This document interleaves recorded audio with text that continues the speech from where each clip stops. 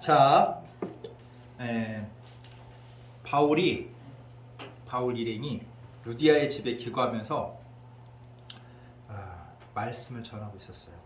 그 바울 일행이 기도처로 가는 도중에 귀신점 알죠? 뭐 이렇게 보면 우리도 이게 그 무당 중에 그 신을 모신다고 하는 사람들 있잖아. 점치는 사람 중에 이제 귀신점 보는 그런 여종을 만나게 됩니다. 근데 이 점쟁이 여종이 용하다고 소문이 났던 모양이에요. 그래서 사람들이 많이 점 보러 왔어.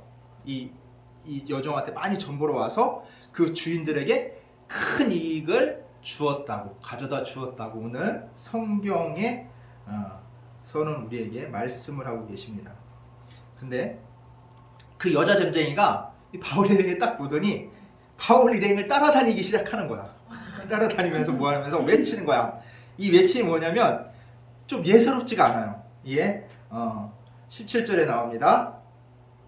그가 바울과 우리를 따라와 소리 질러 이르되 이 사람들은 지극히 높은 하나님의 종으로서 구원의 길을 너희에게 전하는 자라.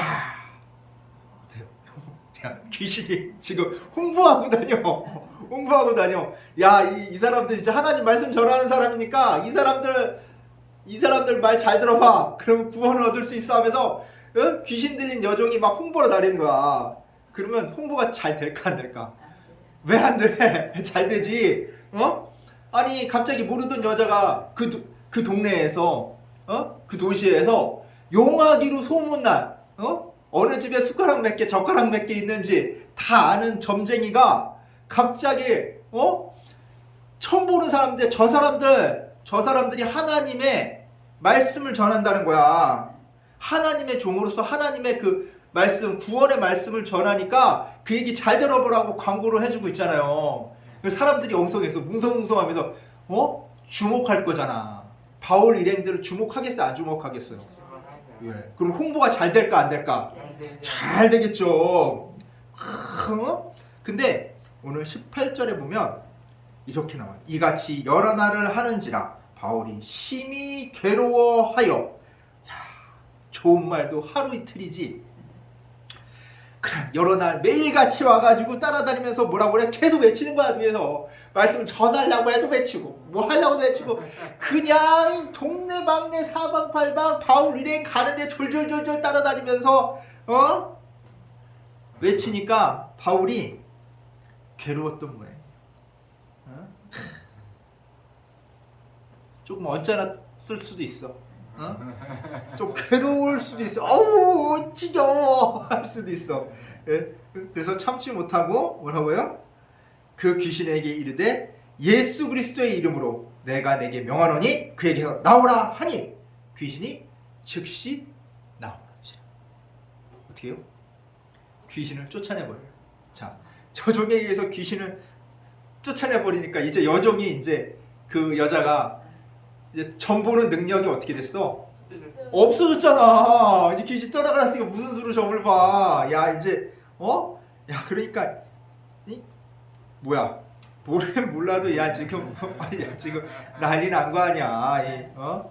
근데 왜 바울은 자신들을 이렇게 홍보해주는 적극적으로 홍보해주는 이 귀신 들린 이 귀신을 왜 쫓아냈을까? 단순히 귀찮아서? 잘 생각해봐요. 아까 전에 얘기했지만 자, 이 점 잘 치는 여종이 막 외침으로 인해서 어떻게? 빌립보 지역에 어떤 소문이 났겠어? 야, 이 바울 일행에 대한 소문이 났을 거 아니에요. 그래서 유명세를 얻었을 거 아니야. 바울 일행을 직접 보지 못한 사람들이라도 그 소문을 바울 일행에 대한 소문을 들었을까 못 들었을까? 들었겠죠. 야, 그 하나님의 종으로서 구원의 길 가르쳐주는 사람이 있대. 근데 그 점 잘 본다는 걔 있잖아. 그 여자애 걔가 그렇게 외치고 다닌대 옆에서. 그래서 막 소문 났을 거 아니에요. 응? 야, 그러면 사람들이 이런 얘기를 할까? 야, 그 사람들 좀 이상하지 않아? 야, 뭔 소리야? 그 점 잘 친다는 걔가 그렇게 따라다니면서 소리 지른대잖아. 외친대잖아. 야, 한번 가볼까? 사람들이 이러지 않겠어요? 홍보가 엄청 됐겠죠. 광고가 공짜 광고잖아. 공짜 광고. 예? 진짜 열심히 돌아다니면서 막 발품 팔아야 될 거는 소문 하나로 그냥 알아서 사람들이 몰려오게 생겼잖아. 얼마나 좋아요. 근데 나중에 보면 자, 복음 바울 일행들이 복음을 선포해야 되잖아. 복음을 전해야 되잖아. 근데 옆에서 뭐해? 계속해서 얘가 소리 지를 거 아니야. 그럼 어때요? 복음의 선포보다 누구 사람들이 무슨 말에 더 신경 써? 귀신의 말에 더 신경 쓰는 거야. 귀신 얘기만. 야, 그 귀신 들린 걔가 얘기하던데. 귀신 들린 애가 걔가 얘기하던데. 그 하나님의 종들이 있대. 자, 더 관심이 뭐에 집중돼요? 귀신의 말에 더 집중이 되는 거예요. 관심과 집중이 더 되어졌을 거라고요. 그렇기 때문에 바울이 괴로워하면서 고심한 끝에 그 귀신을 쫓아내 버린 거예요. 우리 사랑하는 성도 여러분, 자, 어떤 교회를 보면 봉사가 유명한 교회가 있어요. 그래서 그 지역사회 봉사로 자리매김받고 막 텔레비전에도 나오고 사람들한테 유명, 봉사하면 그 교회가 떠오를 만큼 유명하고 그렇게 선한 영향력을 끼치는 교회도 있어요. 그리고 또 어떤 교회들이면 교인들 간에 이제 그 교제로 유명한 교회도 있어요. 뭐 골프라든지 축구라든지 야구, 테니스, 뭐 뜨개질, 악기, 뭐 하다못해 머리 자르는 것까지 뭐 가르쳐 준다고 그러고 그렇게 문화교실들이 빽빽하게 잘 돼 있어서 지역사회에 이렇게 봉사하는 이렇게 선한 영향력, 이렇게 그 교제로서 사람들을 이끌어가는 교회도 있어요. 각종 모임과 동아리를 통해서. 그래요. 이게 건전한 여가를 보낼 수 있게끔 사람들의 교제를 위해서 힘쓰는 교회도 있단 말이에요. 근데 이 교회 사이에서, 이 교회에서 성도들 사이에서 봉사, 교제 좋아요. 근데 이런 거 같은 거는 봉사나 교제는 부가적인 거야. 중요한 게 아니란 말이야. 네? 중요한 건 뭐예요? 본질은 뭐예요? 말씀을 선포하는, 말씀 선포. 그리고 또 뭐예요? 기도 같은 하나님과 소통하는 거란 말이에요. 이런 본질들이 중요한데 이런 본질들보다 부가적인 봉사나 교제가 앞설 때 오늘 말씀처럼, 오늘 말씀의 바울처럼 과감하게 어떻게 돼요? 잘라내야 된다는 거예요. 교회는 봉사단체가 아니에요. 교회는 교제하는 모임의 집합소가 아니라는 거예요. 교회는 오히려 세상의 봉사단체에 교인들이 가서 선한 영향력을 끼칠 수 있도록 만들어줘야 되는 거야. 교회 안에서 봉사단체를 만들어서 교회 주도로 봉사하는 게 아니라 그게 세상에 선한 영향력을 끼치는 거예요. 그게 빛의 사명이고 그게 소금의 사명이에요. 교제도 마찬가지예요. 교회 안에서 교인들끼리 교제하는 거 좋아요. 그럼 뭐야? 그런 교제도 교인들이 하지만 밖에 나가서 그런 여러 가지 모임들이 있잖아요. 거기 가서 건전한 여가 생활을 보낼 수 있도록 교인들이 가서 참여하는 것이 오히려 더 좋은 교제를 만들 수 있어요. 세상이. 교회에서는 진짜 중심적으로 봐야 될 거면 말씀을 중심으로 봐야 된다는 거예요. 예배를 중심으로 가야 된다는 거예요. 기도를 중심으로 가야 된다는 거예요. 이게 교회의 본질이에요. 모이는 본질이라고. 이 본질을 잃어버리면 안 된다는 거예요.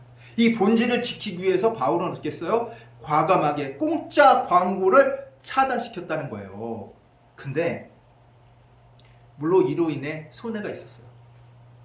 핍박도 있을 수 있어요. 우리가 그것을 끊어버리면 야, 저 교회 봉사 잘한다는데, 저 교회 교제 좋다는데 갑자기 교제 안 하는데, 봉사 안 하는데, 그러면 오히려 사람들한테 나쁜 소문도 날 수 있는 거예요. 근데 그게 중요한 게 아니에요. 자, 오늘 19절 본문 말씀 보면 여종의 주인들이, 이 점치는 여종의 주인들이 이 여종으로 인해서 자기 수익의 소망이 끊어졌대요. 여종으로 인해서 많은 수익을 올렸던 모양이야. 점치는 거에 관련된 물건을 팔았는지도 모르고 그걸로 인해서 점 보는 것을 통해서 많은 수익을 얻었던 모양이에요. 근데 수익이 끊어져 버렸어. 귀신이 나가버리고 나니까. 그럼 어떻게 해요? 이 사람들이 가냥 있겠어요? 그냥 있겠냐고요. 그냥 안 있지. 열받겠죠. 그래서 누구를 잡아가? 바울하고 실라를 붙잡아 붙잡아가지고 장터에 있는 관리들한테 끌고 가요. 그 관리들은 또 누구한테 끌고 가냐? 자기 상관들한테 또 끌고 가요. 자, 근데 여기 보면 바울 일행이 총 몇 명이요? 4명이에요. 4명. 바울 있고 실라 있고 디모데 있고 누구 있어요? 누가가 있잖아. 자, 근데 왜 바울하고 신라만 끌고 갔을까? 왜 바울하고 신라만 끌고 갔을까? 여기 안 나오지만 자요. 바울하고 신라는 어디 사람이에요? 유대인이죠. 유대인이니까 유대인 전통 복장을 입고 있었겠죠. 유대인 복장을 하고 있었을 거라. 그러니까 딱 잡아갔겠지. 근데 자, 디모데는 어때요? 반은 유대인, 반은 헬라인이죠. 근데 엄마가 유대인이긴 하지만 헬라식으로 키웠으니까 할례도 안 받았었잖아. 그래가지고 뒤늦게 할례를 받았잖아요. 그러면 그 몸에는 이 복장이라든가 이런 생활하는 패턴이 어떻겠어요? 거의 헬라인이겠죠. 옷도 헬라인 옷을 입고 있겠고. 다 누가는 또 어떤 사람이에요? 누가는 오리지널 헬라인이에요. 에? 자, 그러니까 헬라인 2명을 안 잡아간 거야. 같은 유대인이라도. 얘는 헬라인이니까 유대인만 야 유대인이야. 유대인만 딱 붙잡아가서 가져간 거야. 그래서 누가만 잡혀가? 누가 잡혀가? 바울하고 신라만 잡혀간 거예요. 유대인 모습이 딱 드러나는. 그래서 자 20절에 그래서 그 고발 내용이 나와요. 상관들 앞에 데리고 가서 말하되 이 사람들이 유대인인데 우리 성을 심히 요란하게 하여. 자, 제명이 뭐예요? 요란하게 했다는 거야. 근데 왜 요란하게 했어? 유대인이라서 요란하게 했다는 거야. 유대인이라서 소동을 일으켰다는 거예요. 자, 생각해. 야, 뭐 말이 돼. 유대인이면 왜 소동을 일으켜? 이렇게 생각할 수 있잖아요. 근데 이 근거가 뭐냐면 서기 49년에 이 로마의 수도인 로마시에서 어떤 일이 있었냐면 유대교 유대인들하고 그리스도교 유대인들이 충돌했어요. 서로. 처음엔 다툼을 하다 이제 좀 소란이 좀 심해졌나 봐. 머리끄댕이 자꾸 쌓았는지 몽둥이 들고 쌓았는지 모르겠지만 그게 소동이 일어났던 것 같아요. 두 이제 유대인들 간에 그리스도교 유대인하고 유대교 유대인들하고 싸움이 나니까 가만히 있겠어? 가만히 있겠냐고. 로마인들이 보기엔 얘네들 문제 일으키네. 사회 혼란이 이렇게 충돌해서 사회 혼란이 일으키니까 로마 황제가 어떠냐면 이 소동이 그냥 자질구레한 소동이 아니었던 것 같아요. 그게 심하게 싸웠었나 봐. 사람들이 주목할 만큼. 그래서 황제가 나서요. 황제 글라우디오가 뭐라고 하냐면 유대인들을 로마에서 추방하는 추방령을 내려. 야, 너희 여기서 시끄럽게 하지 말고 니네 나라로 가. 로마에 있지만 로마시에서 다 쫓아내버렸어요. 유대인들은 한 25,000명가량의 유대인들이 쫓아내진 거야. 그러니까 사람들은 어떤 생각? 이 소문이 전국에 이 로마가 다스리는 전 지역에 퍼졌을 거 아니에요. 로마 제국 전 지역에. 그러니까 유대인이면 어떤 사람들? 사회적 소동과 소란을 일으키는 사람들, 사회 혼란을 일으키는 사람들이라고 사람들이 생각을 하겠죠. 걔네들은 그냥 찍힌 거야. 한마디로. 유대인, 얘네들은 시끄러워. 얘네들은 나타났다 하면 소동 일으켜. 얘네들은 문제야. 이렇게 찍혀버리니까 뭐예요? 고발 내용도 얘네가 유대인이니까 우리 성을 심히 시끄럽게 한다. 소동을 일으킨다라고 고발을 한 거예요. 그리고 21절에 이런 얘기도 나와요. 로마 사람인 우리가 받지도 못하고 행하지도 못할 풍속을 전한다 하거는. 자, 로마 사람들이 인정할 수도 없고 받아들일 수도 없는 풍속을 전한대요. 이게 뭐냐면 이것은 예수 그리스도의 부활 사건에 대한 오해에서 비롯된 얘기예요. 글라우디 황제가 유대 총독에게 이제 보낸 나사렛 칙령이라고 있어요. 여기에 보면 뭐라고 나오냐면 무덤을 약탈, 훼손하거나 시체를 손상하는 행위, 고의로 이장하는 행위를 금지하고 있어요. 이장이라는 건 뭐냐면 그 무덤에서 시체를 가져다가 다른 곳에서 다시 묻는 행위를 얘기해요. 무덤으로 옮기는 행위를 얘기하는 거예요. 자, 이게 왜요? 이게 왜 이렇게 칙령을 내렸냐면, 자, 부활이라는 것을 어떻게 소문이 났냐면, 부활이라는 것을 실제로 그 시체를 훔쳐간 제자들이 퍼뜨린 헛소문을 하는 거예요. 예수님 부활이 예수님의 제자들이 예수님의 시체를 훔쳐가 놓고 그렇게 헛소문, 부활했다고 헛소문을 퍼뜨린 거다라고 이야기가 퍼져서 이것을 황제가 믿고서 기독교는 뭐냐? 시체를 도적질한 사람들이 만든 종교로 오해를 했기 때문입니다. 그러니까 자, 기독교를 전하고 있는 바울 일행은 어때? 자, 시체를 도둑질한 사람들이 세운 종교를 지금 퍼뜨리고 있잖아. 그러니까 로마 사람들이 어떻게 할 수 있어요? 받아들이죠. 인정할 수도 없고 받아들일 수도 없는 얘기를 그런 풍속을 이들이 퍼뜨리고 있다라고 얘기를 하는 거예요. 그럼 뭐예요? 근거가 있어요? 없어요? 근거가 없이 전부 소문을 가지고 얘네를 고발을 한 거예요. 근데 사람들은 어때요? 근거를 가지고 있는 것에 대해서 사람들이 생각하는 게 아니라 자신들이 듣기에 정말 이건 아니야 라는 얘기를 듣게 되면 어떻게 해요? 사람들이 흥분을 하죠. 그런 악의적인 소문에 흥분을 한단 말이에요. 그래서 여기 22절에 뭐로 나오면 무리가 일제히 일어나 고발하니 상관들이 옷을 찢어 벗기고 매로 치라 하여. 뭐예요?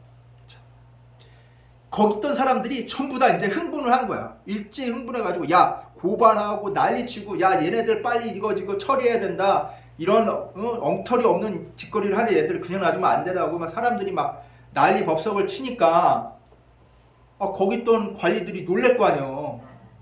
고관들이 야 이거 그냥 이 사람들 빨리 진정시키지 않으면 어떤 난리가 날지 알 수가 없잖아요. 그리고 여기 모인 사람들, 이 도시에 사는 대부분의 사람들이 뭐 하던 사람들이에요? 전직 군인이잖아. 무섭지. 이 사람들이 무슨 짓을 할지 모르니까. 그러니까 빨리 이 일을 해결해야 된단 말이야. 그럼 어떻게? 지금 야 빨리 저 바울 신라 옷 벗기고 옷 찢어버리고 빨리 매로 쳐. 이 사람들 진정하게. 그래서 이 사람들이 어디 출신인가 물어. 유대인이니까 그냥 옷 찢어버리고 그냥 몽둥이 찜질을 당한 거예요. 이 몽둥이 찜질을 당하는데 이게 얼마나 많이 맞았냐면 고린도서 11장 25절 한번 볼게요. 신약 247페이지가 아니야? 고린도 후서 11장 25절. 고린도 후서 11장 25절 한번 읽어 주실래요? 고린도 후서 11장 25절. 3번 회장으로 맞고 1번 돌로 맞고 3번 파손하고 일주야를 깊은 바다에서 지냈으며. 자, 거기 보면 몇 번 태장이 뭐냐면 몽둥이로 맞은 거야. 몽둥이로 맞은 거예요. 이거를 자 매로 치라는 게 이게 몽둥이로 맞은 거예요. 그거를 몇 번 맞았다고? 3번 맞았대요. 그리고 그 23절에 뭐냐면 많이 친 후에, 그러니까 몽둥이로 그냥 기절하면 또 때리고 기절하면 또 때리고 했나봐. 사람들이 뭐 할 때까지?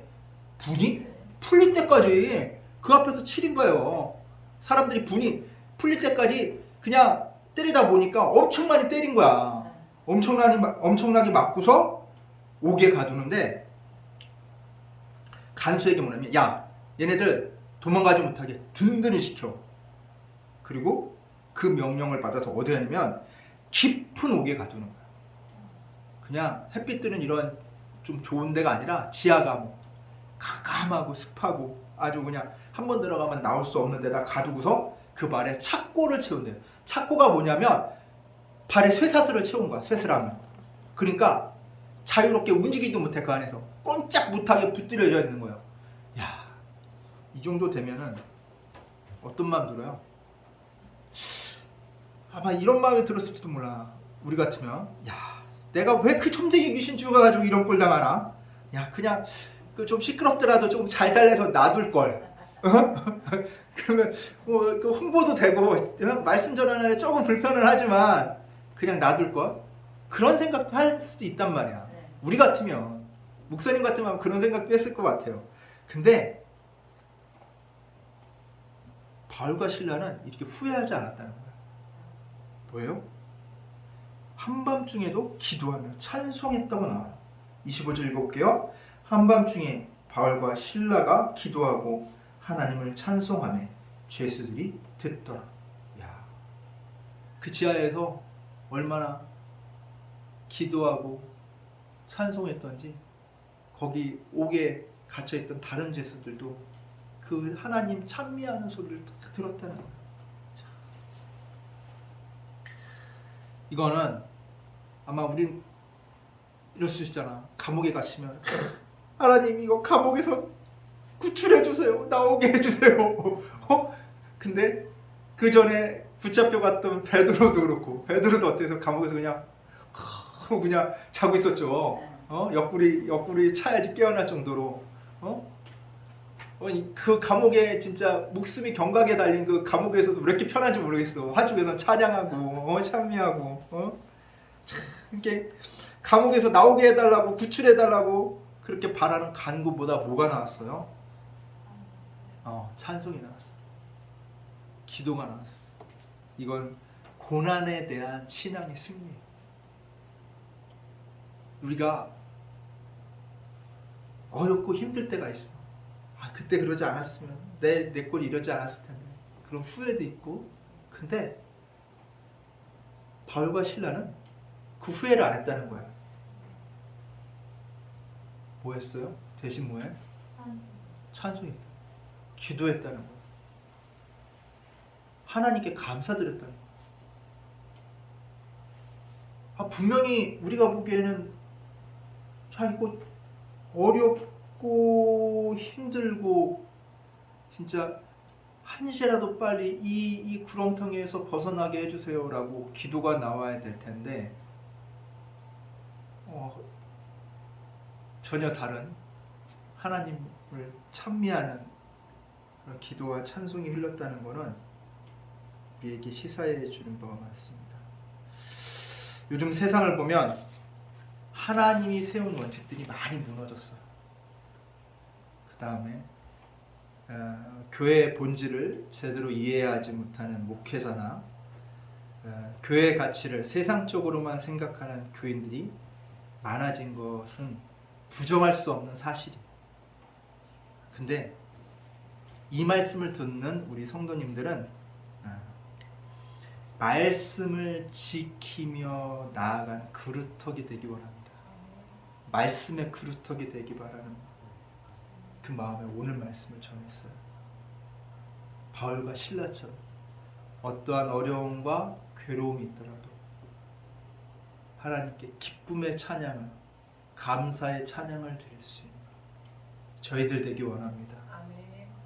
눈앞에서 주인은 이익이 아무리 크더라도 옳지 못한 것을 끊어냈을 때 오는 손해가 아무리 막심하고 그 핍박이 아무리 거세더라도 바울과 실라처럼 승리하시는 여러분 되시기를 간절히 축원합니다. 아멘. 기도하겠습니다.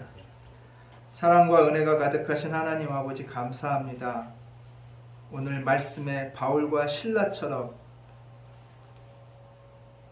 정말 주님이 원치 않는 주님의 본질에서 벗어나는 일들을 과감하게 끌어냈을 때 그것으로 오는 핍박을 몸소 받아들이며 오히려 하나님께 기쁨의 찬양을 드릴 수 있는 저희들 될 수 있도록 주여 이끌어 주시옵소서.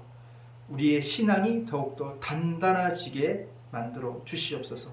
그리하여 말씀의 그루터기, 믿음의 그루터기로 이 세상 빛과 소금의 역할 감당하게 하여 주시옵소서. 감사드리며 우리 주 예수 그리스도의 이름으로 기도드리옵나이다. 아멘.